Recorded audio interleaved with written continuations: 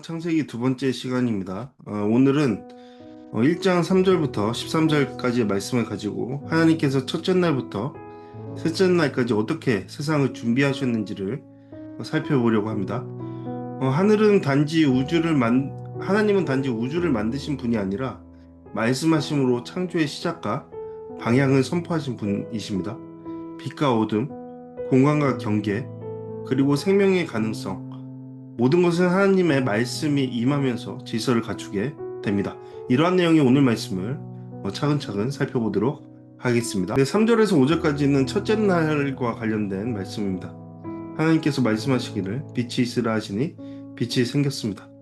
우리가 익히 아는 창조의 시작입니다. 하지만 여기엔 중요한 질문이 하나 생기죠. 이 빛은 도대체 무엇인가 라고요. 왜냐하면 태양, 달, 별은 성경에 의하면 아직 창조되지 않았기 때문입니다. 여기에서 말하는 빛은 단순히 광원이 아닙니다. 하나님의 임재를 상징하는 빛, 곧 질서와 생명의 출발점이 되는 하나님의 임재입니다. 흑암이 덮고 있던 대지 위에 하나님의 말씀이 임하자 혼돈과 침묵이 깨지고 질서 있는 세계 코스모스가 시작된 것입니다. 이 빛은 단지 세상을 밝히는 기능만 하지 않습니다. 사도 바울은 고린도후서 4장에서 어두운 데서 빛이 비치라 하신 하나님께서 예수 그리스도의 얼굴에 있는 하나님의 영광을 알게 하셨다라고 말하죠. 즉 창조의 빛은 복음의 빛으로 발전되는 것입니다. 요한복음도 동일한 관점을 가지고 있습니다. 그 안에 생명이 있었으니 이 생명은 사람들의 빛이라. 창세기의 말씀은 요한복음에서 로고스이며 곧 예수 그리스도입니다. 이것이 바로 성경 전체가 연결되어 있는 창조 신학의 깊이라고 볼 수 있는 것이죠. 또한 하나님은 이 빛을 낮, 어둠을 밤이라고 부르십니다. 이름을 짓는 행위는 단순한 명명이 아니라 주권적 통치의 표현입니다. 존재에 대한 표현이라고 볼 수 있죠. 이제 낮과 밤, 시간의 리듬도 하나님의 통치 아래에 놓이게 된 것입니다. 그리고 저녁이 되고 아침이 되니 첫째 날이 되었습니다. 이 반복된 문장은 하나님의 창조가 질서 있고 주기적이며 목적을 가진 행위였다라는 사실을 말해주고 있는 것입니다. 네, 6절과 8절 말씀은 둘째 날과 관련된 말씀입니다. 하나님께서는 물 가운데 공간이 생겨 물과 물이 나누어지리라 라고 말씀하십니다. 그리고 그 공간을 궁창, 곧 하늘이라고 부르십니다.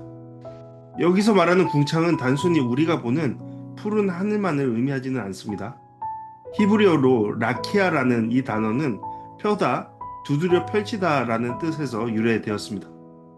고대 이스라엘 백성들이 이해한 궁창은 물 위에 있는 단단한 창공처럼 여겨졌습니다. 위에는 물이 있고 아래에도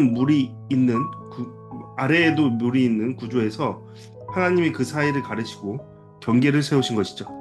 즉 이 궁창은 단순한 대기가 아니라 하나님께서 생명을 위한 공간을 마련하신 질서의 상징이라고 볼 수 있는 것이죠. 하나님께서 이 궁창을 하늘이라 이름 지으신 것도 주목할 만합니다. 앞서 언급한 것처럼 이름을 짓는 행위는 창조의 주권자이신 하나님의 다스림을 뜻하는 겁니다. 그리고 이 하늘은 단지 눈으로 보이는 창공만이 아니라 하늘의 권세, 하나님이 거하시는 차원까지 포괄하는 표현이기도 하죠. 신학적으로 볼 때 이 둘째 날의 창조는 단순한 구조 정리가 아니라 하늘과 땅 사이의 질서, 경계, 기능이 확립되는 작업입니다. 물은 고대 사회에서 종종 혼돈과 두려움의 상징으로 여겨졌지만 하나님은 그것조차도 명령하셔서 구분하시고 통제하십니다. 특이하게도 이 둘째 날에는 보시기에 좋았다라는 표현이 등장하지 않습니다. 그 이유는 명확하진 않지만 아직 생명이 머물 공간은 마련되었으나 그 안이 아직 채워지지 않았기 때문이라는 해석이 일반적입니다. 하나님은 지금 세상에 생명이 거할 자리를 하나하나 마련해 가고 계신 겁니다. 창조는 무에서 유를 만드는 것이기도 하지만 그 안에 질서를 세우고 생명을 위해 준비하는 과정이 되기도 한 것이십니다. 네, 이제 오늘의 마지막 부분 셋째 날 9절과 13절 말씀입니다. 하나님은 두 번 말씀하십니다. 먼저 물이 한 곳에 모이고 묻이 드러나라. 그리고 그 묻은 땅 모인 물은 바다라고 불리게 됩니다. 여기서도 이름 짓는 행위가 반복됩니다. 이 땅과 바다 역시 하나님께서 직접 이름을 주셨고 이는 하나님이 자연을 다스리시는 분이심을 보여줍니다. 성경은 바다를 때때로 혼돈과 심판의 상징으로 사용하지만 창조의 시작점에서는 바다조차 하나님의 명령에 응답하는 피조물이 됩니다. 그리고 이어지는 두 번째 말씀. 땅은 씨 맺는 식물과 씨가 든 열매를 맺는 나무를 내라. 하나님의 명령에 따라 땅이 식물을 냅니다. 여기서 주의할 점이 있습니다. 땅이 자율적으로 식물을 낸 것이 아니라 하나님의 말씀을 받아서 그분의 뜻에 반응한 결과라는 것이죠. 특히 각기 종류대로라는 표현은 중요한 신학적 메시지를 담고 있습니다. 하나님은 창조에 구분과 경계, 질서를 세우셨고 그 질서는 풍요와 다양성 속에 통합을 이루어가는 겁니다. 그리고 이 생명은 이후 인간과 동물의 생존을 위한 기반이 되는 것이죠. 하나님은 생명을 위한 환경을 먼저 준비하시는 분 되십니다. 셋째 날은 그래서 창조의 구조와 내용물이 함께 등장하는 날이기도 합니다. 그래서 유독 이 날은 하나님께서 보시기에 좋았다라는 표현이 두 번씩이나 등장합니다. 말씀으로 시작된 창조, 혼돈 속에서의 빛을 비추시고 질서를 세우시며 생명이 살 수 있는 공간을 하나하나 준비해 가시는 하나님. 이 하나님의 말씀은 지금도 살아있고 나의 혼돈과 공허 속에서도 빛을 비추고 질서를 회복시키시고 생명을 자라게 하실 수 있습니다. 그러한 능력이 주님께 있습니다.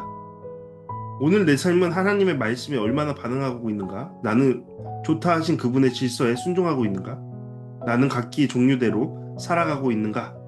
이 질문을 붙들고 하루를 살아내는 우리가 될 수 있으리라 믿습니다. 하나님의 능력에 의존함으로 그분의 뜻을 창조의 목적을 이뤄가는 우리 모두가 되었으면 좋겠습니다. 묵상과 적용 시간입니다. 하나님은 빛이 있으라 말씀하심으로 창조를 시작하셨습니다. 내 삶의 어둠과 혼돈 속에서도 주님의 말씀이 임하기를 원합니다. 지금 내가 하나님의 말씀으로 질서를 회복해야 할 영역은 어디에 있습니까? 두 번째입니다. 하나님은 태양이 아닌 자신으로부터 빛을 비추십니다. 나는 무엇을 빛으로 삼고 살아가고 있습니까? 하나님의 임재와 말씀이 나의 참된 빛이 되기를 원합니다. 세 번째로 하나님은 땅에게 명령하시고 식물이 자라게 하셨습니다. 생명은 인간이 만들어내는 것이 아니라 하나님의 말씀에 순종할 때 주어지는 선물인 것이죠. 그렇다면 나는 지금 하나님의 말씀 앞에 순종하고 있습니까? 네 번째 마지막으로 보시기에 좋았다라는 하나님의 평가는 생명이 자라고 질서가 회복된 상태에 주어집니다. 나는 하나님의 좋다 하심에 합당한 삶을 살아가고 있는가? 하나님의 기준을 따르고 있는지를 돌아보는 우리가 되었으면 합니다. 이 시간 함께 기도하길 원합니다. 나를 위한 기도에서는 하나님의 말씀이 나의 마음의 어두움을 비추시고 혼란한 삶의 질서를 회복해 주시기를 원한다고, 주님께서 좋다 하시는 것을 소중히 여기며 순종하는 삶을 살아가게 해달라고 함께 기도하길 원합니다. 공동체를 위한 기도에서는 우리 공동체가 하나님의 말씀 위에 바로 서고 주님의 비단에서 하나됨을 이루어가게 해달라고, 각 지체가 하나님께서 주신 자리에서 그 역할을 충실히 감당하게 해달라고 함께 기도하길 원합니다. 마지막으로 한 사람을 위한 기도에서는 주님, 사랑하는 이의 삶에 하나님의 창조의 빛이 임하여서 어둠과 혼돈이 물러가게 하여 주소서. 그 마음이 말씀에 반응하여서 회복과 새 출발을 경험하게 하여 달라고 함께 기도하는 시간 되었으면 좋겠습니다. 네, 감사합니다. 다음 시간에 다시 뵙겠습니다.